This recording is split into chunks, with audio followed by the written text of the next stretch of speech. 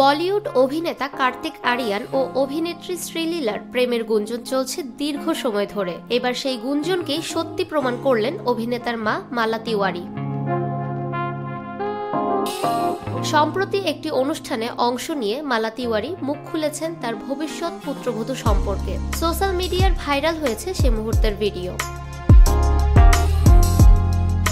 মালাকে প্রশ্ন করা হয় তিনি কেমন পুত্রবধূ চান। উত্তরে কার্তিকের মা বলেন, পরিবারের সবাই চান হবু বৌমা যেন একজন ভালো ডাক্তার হন। মালার এমন উত্তরেই ভক্তরা দুয়ে দুয়ে চার গুনেছেন, কেননা কার্তিকের মায়ের এমন বক্তব্য ইঙ্গিত দিচ্ছে অভিনেত্রী শ্রীলীলার দিকেই।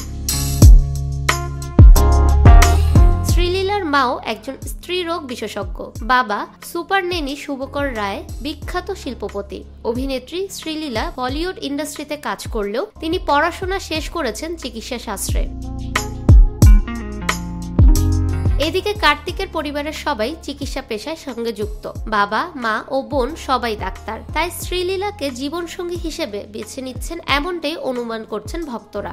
এ জল্পনাকে আরো উস্কে দিয়েছেন অভিনেতার বোন কৃতিকা। সম্প্রতি কৃতিকা ক্যারিয়ারের মাইলস্টোন উদযাপন করতে একটি পার্টির আয়োজন করেন। সেখানে আমন্ত্রিত ছিলেন শ্রীলীলাও। অভিনেতার পরিবারের সদস্যদের সঙ্গে ভালো সম্পর্ক নজরে পড়ে উপস্থিত অতিথিদের।